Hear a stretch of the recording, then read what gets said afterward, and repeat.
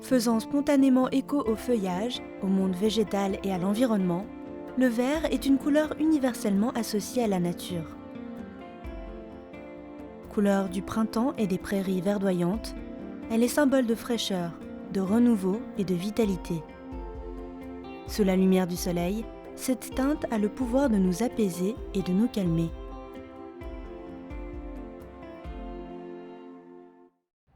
Aujourd'hui, on connaît tous l'importance de la nature, des espaces verts en ville. Ce n'est plus à prouver.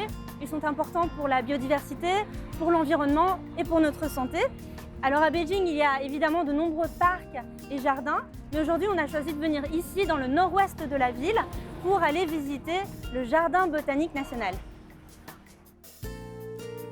Avec une superficie totale prévue de près de 600 hectares, le Jardin botanique national a été créé sur la base des conditions existantes de l'Institut de recherche botanique de l'Académie chinoise des sciences et du Jardin botanique de Beijing. Le jardin compte plus de 15 000 espèces de plantes provenant du monde entier et 2,8 millions d'espèces de plantes représentatives de divisions géographiques des 5 continents. Il s'agit d'une base nationale de protection de la diversité végétale et d'un symbole important du niveau de développement durable en Chine. Le jardin botanique est composé de 2 parties. Nous commençons notre visite par le jardin nord. Alors regardons la carte ensemble. Tout ça, c'est le jardin nord. C'est très grand. Il y a des zones dédiées à différentes sortes d'arbres et de plantes à fleurs. Par exemple, ici, on a un jardin de roses. Là, on a un jardin de pivoine. Ici, c'est un jardin de fleurs de pêcher. Et puis, on voit qu'ici, il y a une serre tropicale, un jardin de bonsaï.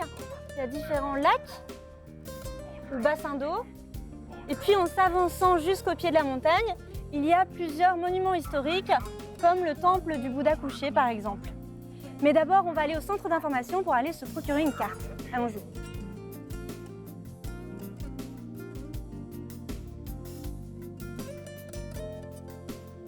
Ça y est, j'ai une carte, une bouteille d'eau, on est paré, c'est parti. Le jardin nord se divise en 4 sections mettant en valeur l'espèce végétale dans toute sa splendeur, à savoir la section d'exposition des plantes, la section des reliques culturelles, celle de la recherche scientifique, ainsi que celle de la réserve naturelle. Sur le versant de la montagne, ainsi que sur les prairies, ont été plantés d'innombrables arbres, arbustes et fleurs. Comme on est en plein automne, malheureusement on a déjà raté la floraison de la plupart des plantes, mais les paysages verts, parsemés de quelques fleurs, sont quand même très jolis, et puis ça fait du bien de respirer l'air frais. Et puis, si on suit ce petit chemin, on peut marcher le long du lac. Couvrant un espace immense décoré par des bassins d'eau, le jardin botanique forme un paysage à couper le souffle. Entre le printemps qui est la période de floraison et l'automne qui est la période de récolte, le site présente de vastes espaces verts pour nous offrir un moment de détente et de sérénité. Une petite brise très agréable au bord du lac, puis avec la montagne, les nénuphars. Ça forme un très beau paysage. Pendant ces périodes, le jardin est donc une adresse idéale pour fuir la pollution de la ville tout en découvrant les merveilles de la nature. Les jardins sont construits sur des terrains naturels en formant des paysages harmonieux avec diverses espèces de plantes. Les zones boisées et les jardins ont chacun leur propre style et caractéristiques. Et parmi les arbres et les fleurs, se tiennent quelques statues et des pavillons exquis.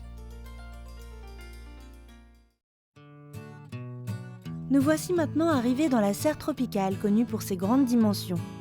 Allons voir ensemble ce qu'elle nous réserve à l'intérieur. La serre tropicale du Jardin botanique national est constituée de 4 espaces d'exposition principaux, classant les plantes selon différentes conditions climatiques. Il y a la salle de la forêt tropicale, celle des fleurs des 4 saisons, la zone des plantes spéciales, ainsi que la salle des plantes du désert. Ça fait voyager, hein. On y voit plein d'espèces, plein de plantes qu'on n'a pas l'habitude de voir. Et leur milieu naturel a été recréé. Donc là, j'ai vraiment l'impression d'être dans le désert. Les paysages évoquent des sites naturels avec des grottes et des étangs. et des éléments comme une fontaine ou un pont construit avec des fleurs servent de repères pour les visiteurs. Regroupant environ 3100 espèces et plus de 60 000 plantes, la serre est une section dédiée à la recherche botanique, au développement de l'espèce végétale et à la protection des plantes menacées.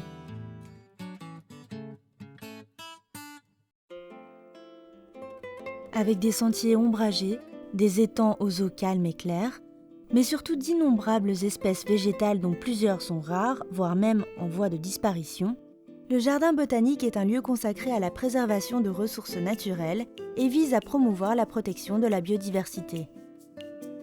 Se promener dans le jardin donne l'occasion de mieux connaître la nature en appréciant sa beauté. De petits restaurants et cafés permettent aux visiteurs de prendre une pause à l'air frais en dégustant des spécialités chinoises. Après avoir exploré le jardin nord, il suffit de traverser une rue pour se rendre au jardin sud. Au centre se trouvent les immeubles de bureaux de l'Institut de recherche et on peut visiter les alentours. C'est pas mal comme environnement de travail.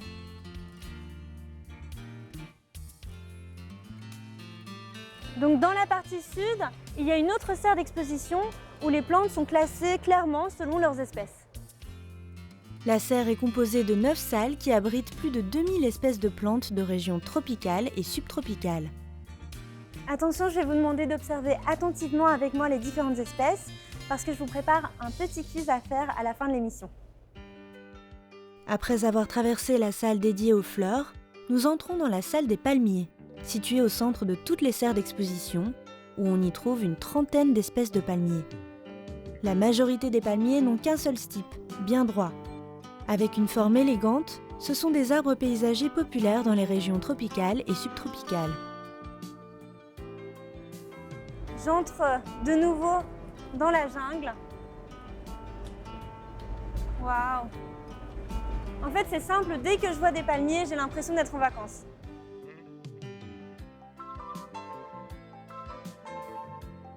Les plantes succulentes sont des végétaux capables de s'adapter à un milieu très aride.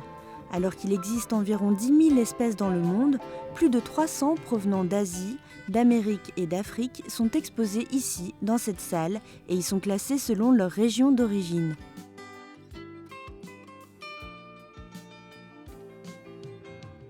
Les plantes aquatiques, comme leur nom le laisse deviner, sont celles dont la totalité du cycle biologique se réalise dans l'eau ou à sa surface.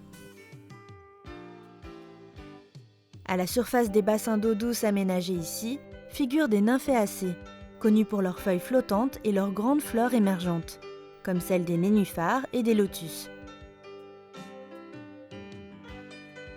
La salle de Bodhi doit son nom à l'arbre de la Bodhi qui s'y trouve.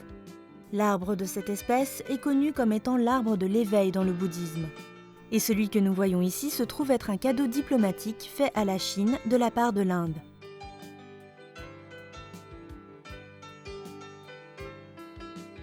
Suspendues, plantées dans le sol ou dans des pots, une centaine de variétés de plantes sont présentées de façon différente pour mettre en avant leur diversité. Cependant, elles ont tout un point commun, leur capacité à s'adapter à une faible luminosité. Les arbres fruitiers sont cultivés spécialement pour leurs fruits comestibles. Ici, on trouvera une trentaine d'espèces tropicales et subtropicales. Combien de fruits avez-vous déjà mangé sans savoir de quel arbre il provient ? Cet arbre-ci porte des fruits typiquement chinois qui sont originaires de Chine. Je n'en ai jamais vu ailleurs.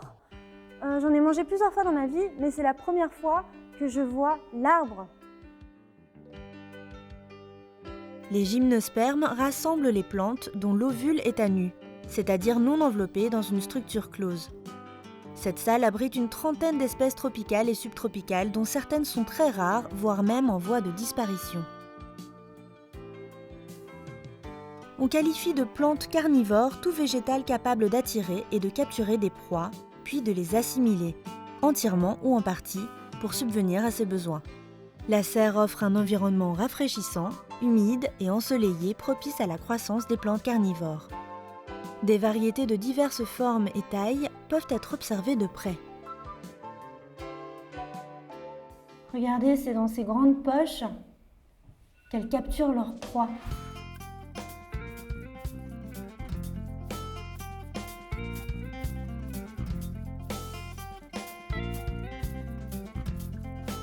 Notre visite est terminée, maintenant c'est l'heure du quiz.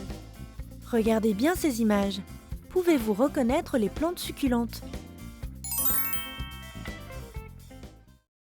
Si vous vivez dans un environnement urbain bétonné et que vous avez le sentiment de manquer de nature, le vert peut sans aucun doute vous ressourcer. Il suffit souvent de quitter la ville pour retrouver l'herbe verte et le chant des oiseaux pour faire le plein d'énergie.